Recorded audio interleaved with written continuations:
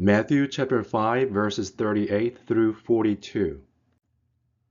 Last week we covered the subject matter of taking an oath based on the passage. And today our passage is related to retaliation/retribution. So verse 38 says, "You have heard that it was said," and it goes on with the same formula. "You have heard, but I say to you." And this particular one is about an eye for an eye and a tooth for a tooth. To give you some context of this law or commandment, it's featured from Leviticus and different places in the Old Testament. It says, "If anyone injures his neighbor, as he has done, it shall be done to him." It's an equal exchange there in terms of retribution. Fracture for fracture, eye for eye, tooth for tooth. Whatever injury he has given a person shall be given to him. So what's the purpose of this law?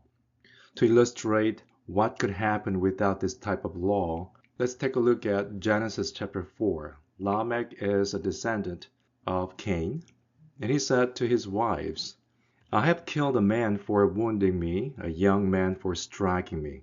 So somebody struck him, and he killed him in response.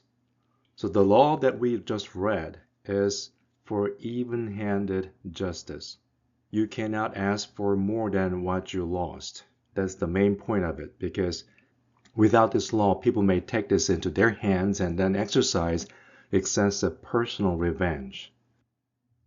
But Jesus' teaching is this, "But I say to you, do not resist the one who is evil, but if anyone slaps you on the right cheek, turn to him the other also."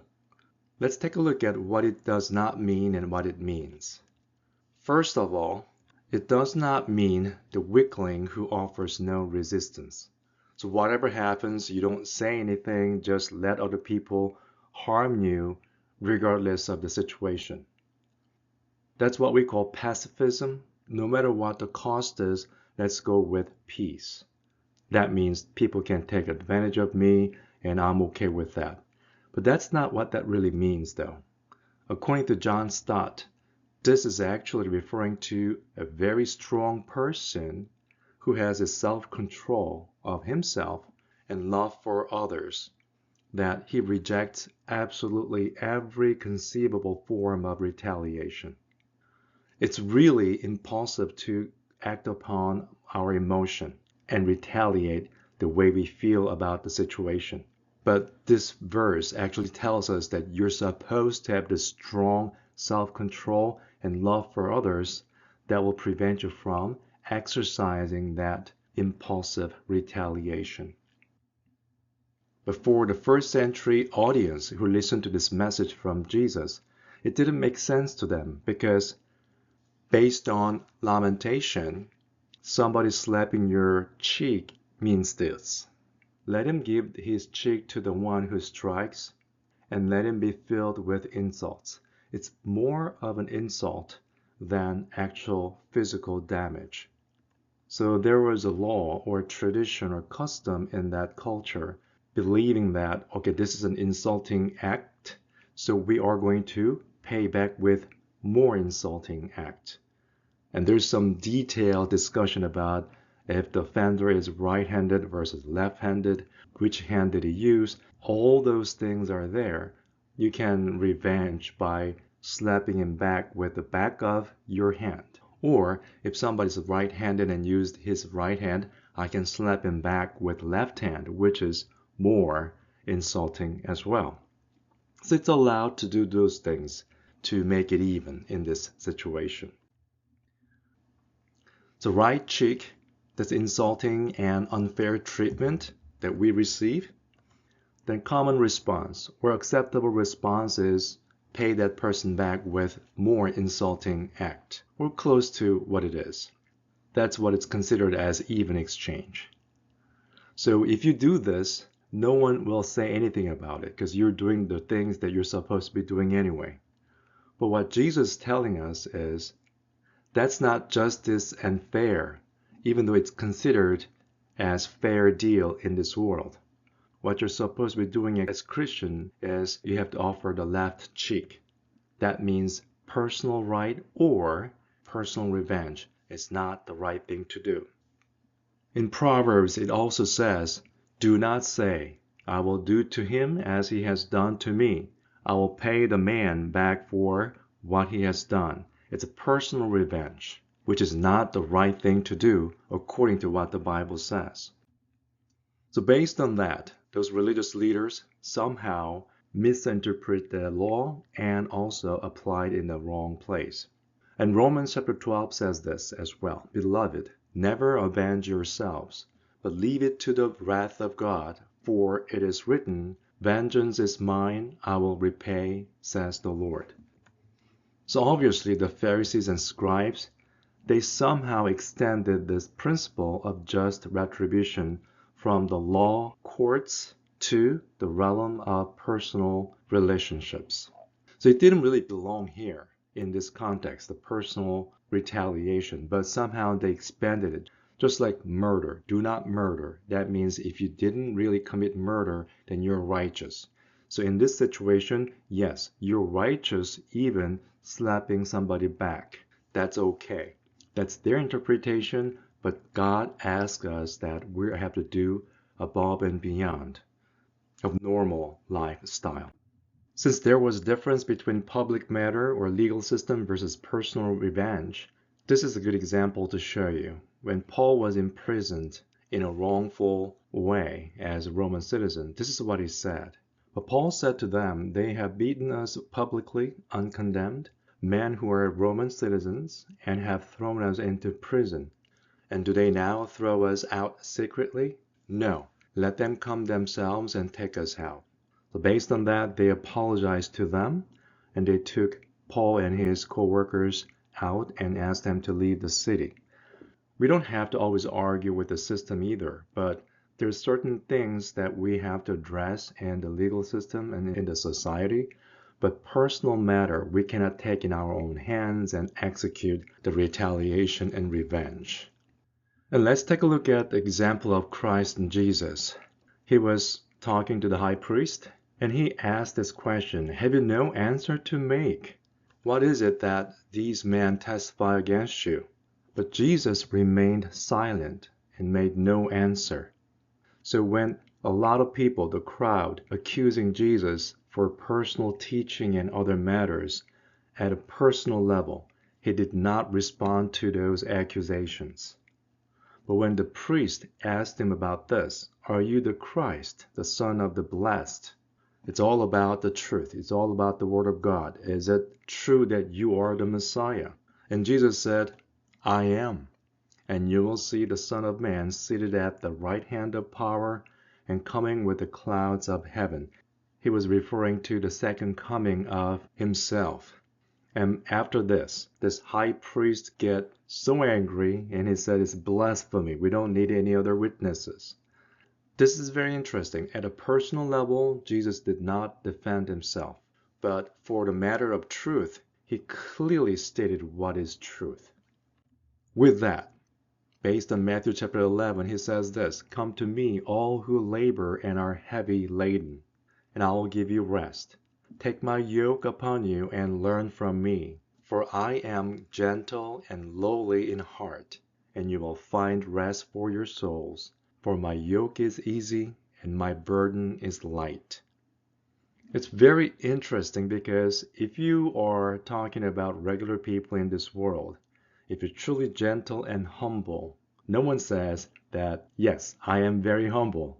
Guys, come to me, I'll help you." You don't do that. But this is Jesus who's speaking the truth about himself. He's the only one who can say this. So this is one area that we can see that he is gentle and lowly in heart. And that's a very clear statement. But if you look at the instance in Matthew chapter 21, "And Jesus entered the temple and drove out all who sold and bought in the temple, and he overturned the tables of money changers and the seats of those who sold pigeons." So he drove out all those business people from the temple. He overturned their tables and seats. He's supposed to be gentle and lowly in heart. What happened here? Did he lose self-control? What's going on? This is a matter of truth, and this is about the church matter. This is actually God's business. You're not supposed to do these commercial activities at church. I know a lot of churches in today's world, they have cafe and then they have good purpose of making money by providing some coffee and other snacks and exchanging money with it and then help missionaries, for example. Good purpose. But that's not really acceptable practice based on this passage. Because these people who were exchanging those things at the temple, they had a good purpose as well. They were trying to help all those people coming from the countryside to come to Jerusalem to worship God. And since they're far away from Jerusalem, they couldn't bring their offerings. So they were buying those offerings at the temple. And also they have to do some coin changes because temple tax that you usually offer with a new and shiny coin. So what's wrong with this? They had good purpose of worshiping God, and they provide these things, convenient services to those people who are coming from the countryside. But no matter what the purpose is, you cannot justify unholy means for the holy purpose. Because I'm supporting missionaries, we can do this. No. As a missionary, if I go through the airport checkout and lie to the people who are asking questions just for the sake of gospel message, that's not the right way to do it. So we have to distinguish God's work versus personal affairs. In many occasions, though, a lot of times we get hung up on personal matters. We're getting carried away easily, and we're mainly focusing on personal affairs and don't really pay attention to God's work. But it has to be the other way around. We're supposed to have the zeal for God's work, including church work, and personal affairs is always secondary. It does not mean you have to spend all your time at church and spend most of your time for church matters. It does not mean that, but your priority has to be there. Just because you put your family as priority, that does not mean you spend most time with your family members. A lot of us usually work 40 hours a week. That means we spend more time at work than with the family members. Does not really show where our focus is, though. The same thing, God's work, we don't expect anyone to spend 40 hours a week for God's work, but the priority, our mindset has to be focused on that. So far, the Sermon on the Mount, let's revisit from verse 1 up to this point. Verses 1 through 12 is what we call the Beatitudes. It's about Christian. Christians are the ones who have those characteristics mentioned in the Beatitudes.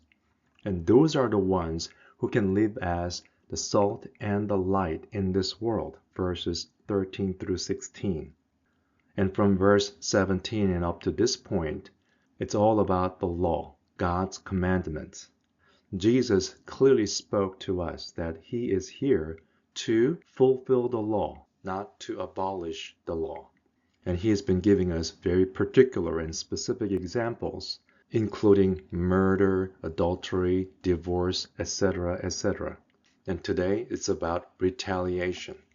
So based on that, we have to go to Romans chapter 8, verses 5 and 6. It says, "For those who live according to the flesh," so it compares two different types of people. Those who live according to the flesh versus those who live according to the Spirit. First off, those who live according to the flesh. They set their minds on the things of the flesh, personal affairs, because they're self-centered. That's all they think about. Everything else is extra. And to set the mind on the flesh is death. That's what the Bible says. But the other group, who live according to the Spirit, they set their minds on the things of the Spirit, which is life and peace. A lot of times we're not happy with our lives because we're focusing on ourselves. Sometimes we compare ourselves with others. Sometimes we see what I fail to do instead of what God is helping us to do and God has been providing us. Just because we look at ourselves, a lot of times we're not satisfied with our own lives. We have to change that mindset. So the conclusion is this, as we reviewed from the beginning of the Sermon on the Mount up to this point. we're supposed to be Christian first. So Galatians chapter 2 verse 20 says this, I have been crucified with Christ. It is no longer I who live, but Christ who lives in me. So to say that I do not live anymore, we have to remember it's not just the Christ, but I have been crucified with Christ on the cross. A lot of times we miss this point and just looking at the cross, remembering Christ dying on the cross for us, for our sins. But we don't see ourselves up there. That's the problem. So our old self still live. But if we're born again, meaning old self has died on the cross and I'm a new creation now, Christ lives in me. And the life I now live in the flesh. So this portion is important because if God's ultimate goal is to save us and put us in heaven, the moment we become a Christian, we're all supposed to go to heaven. But this one says we're still living in the flesh on this earth. Why are we still here? We're supposed to show the world who Christians are so they can see God as well.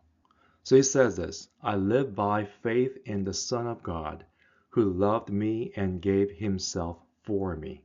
That's how we live by faith.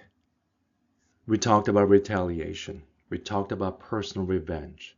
So Douglas Horton said this, while seeking revenge, dig 2 graves, one for yourself included.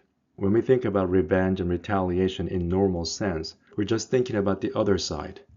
But by pursuing that personal revenge and retaliation, we are actually getting in there together. Simply put, we're saying, let's die together. That's not the right attitude that Christians should possess. So what does the Bible say? Romans chapter 12 verse 21 says this, do not be overcome by evil. Retaliation, revenge, that is basically we're trying to overcome evil by evil, paying back the evil that we received from the other party. The Bible says, do not be overcome by evil, but overcome evil with good. That's only possible if we see ourselves dying on the cross with Christ and see ourselves as the body that Christ lives, the temple of the Spirit. May God bless you, and I'll see you guys all next week.